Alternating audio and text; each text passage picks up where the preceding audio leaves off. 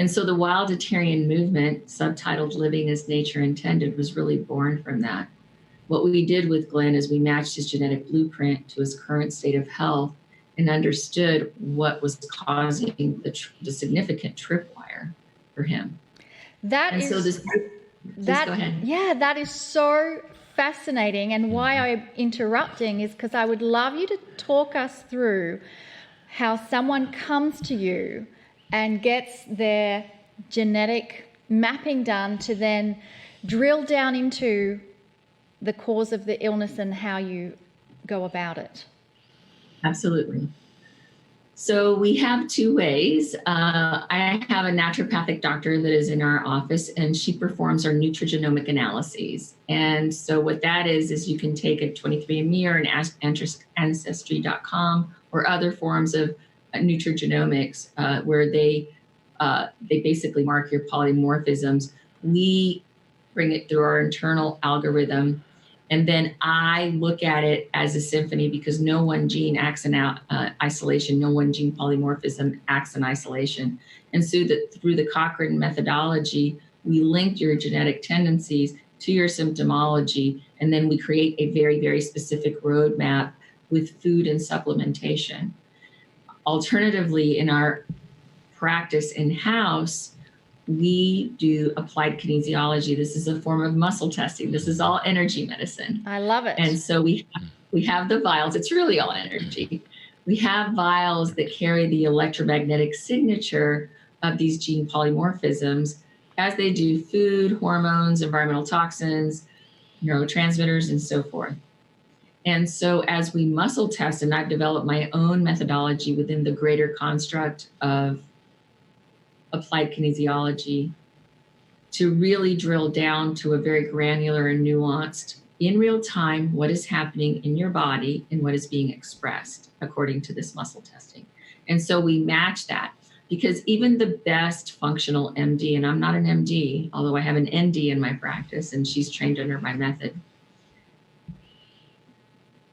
doesn't utilize my Cochrane methodology where if you look at it from a biochemistry perspective, let's just give an example that your enzymes for protein digestion and fat digestion and sugar digestion are impaired. So typically a very well-trained functional practitioner would say, well, let's give you digestive enzymes.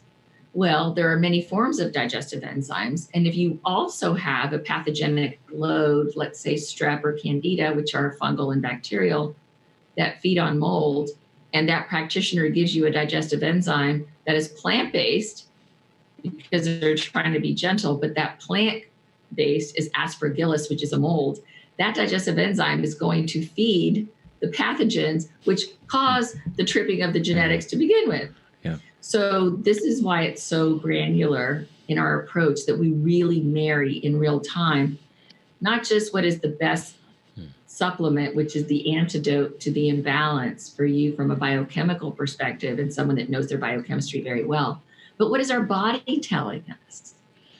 Can the body assimilate it? And we muscle test that imbalance with the antidote. And if the antidote doesn't work, that means the antidote is causing yet another imbalance. And so this is what I love about this approach is that it is real-time energy. And another component of the Wilditarian diet, living as nature intended, is that we know that our thinking carries frequencies.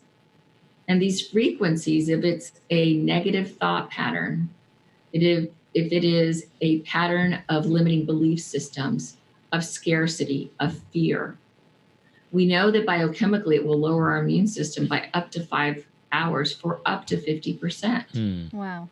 And there are some studies out of Germany that also show that pathogens, just like everything on the planet, has a signature vibration. And these signature vibrations are low level. And so if we live into the vibration of gratitude and hope and possibility, we no longer are a vibrational match for that pathogenic load. And, this work has been really elucidated and illuminated by the beautiful human, Dr. Bruce Lipton, who wrote the book, which is now in its 16th edition, The Biology of Belief. And he is considered the father of epigenetics. He may have even coined that term, noting that our environment, especially our thinking and who we surround ourselves with, our energy, has a direct impact on our genetic expression. It doesn't mean that our genes will change. We are born with genes. They are always going to be the same. But how they are expressed, the epigenetics, which is how environment, in the greatest definition, expresses our genes. And so high vibration living, having a vessel that is clear to take in high vibration itself, can be healing.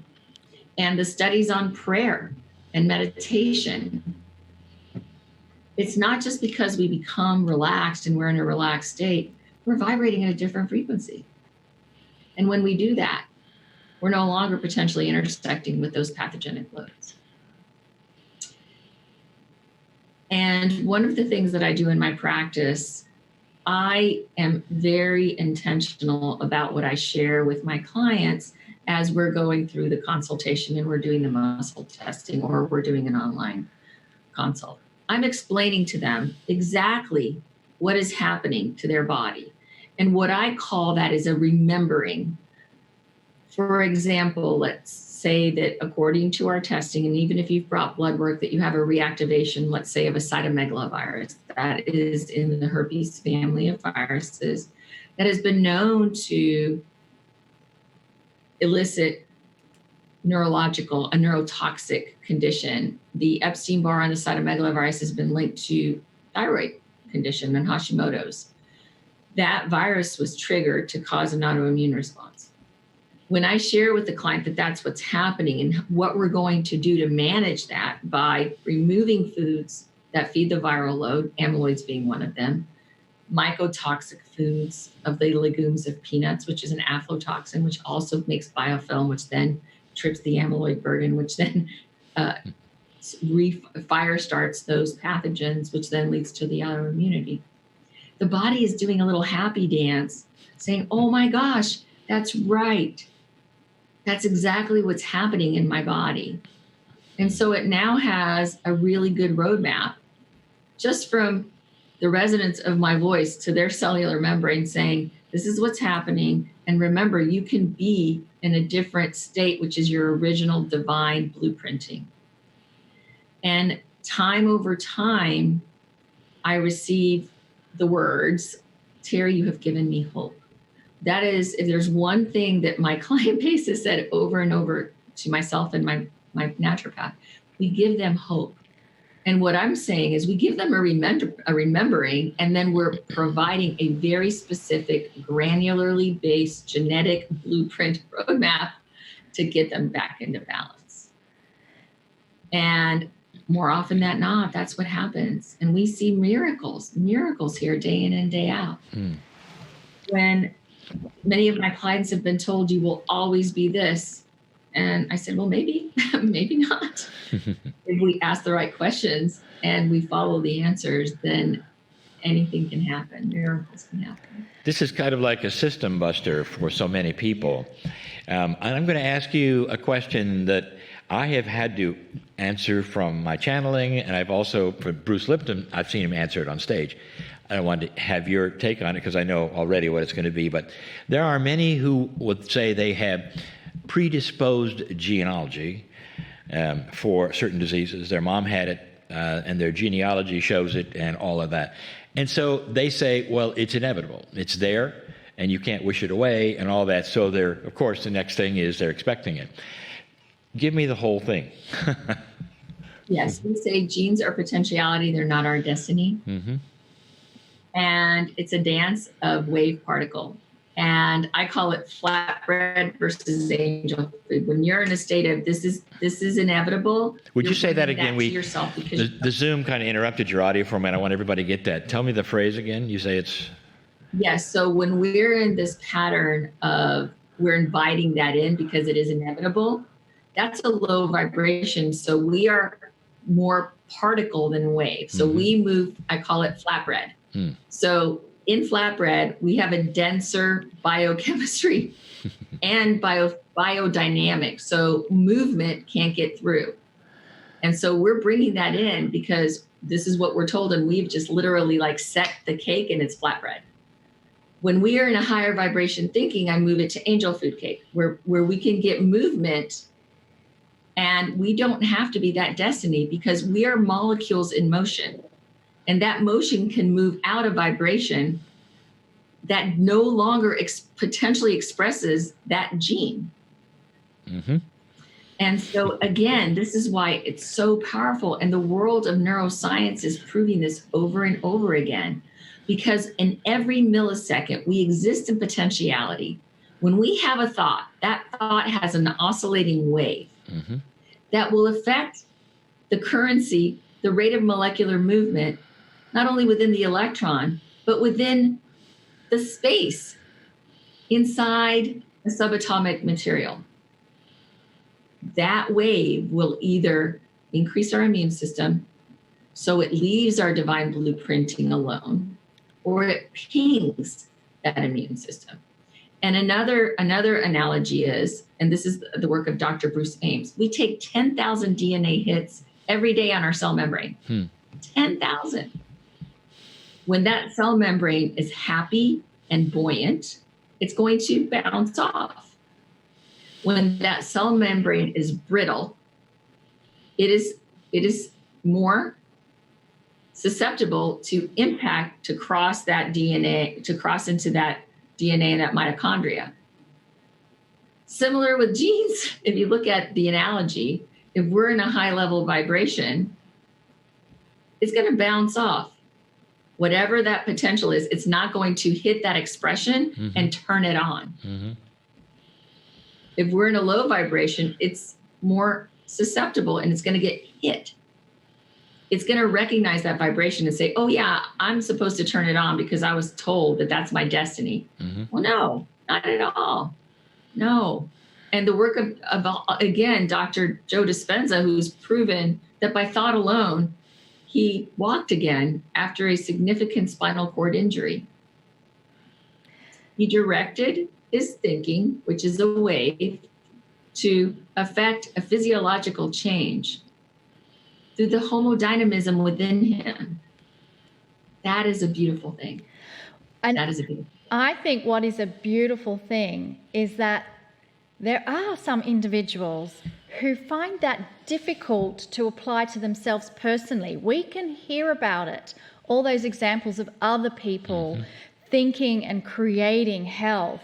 But when it's you as an individual, it's a lot more challenging. And I love that your method allows us to dive into the genetics, take a look at that situation and map out, well, what food and nutrition is going to support me in the path to wellness again. And it sounds like you've probably had every single person that's come to you who is willing to follow your approach has had results. It's really been unprecedented in the efficacy of the approach. And so this is where not only our thinking, but our food can express genes. And this is the work of nutrigenomics. And so I've coined killer kale and the dirty bird. So kale is both a sulfur and an oxalate. If you have that polymorphism and you're eating kale, you're effectively leaking your gut, affecting your nervous system and your joints.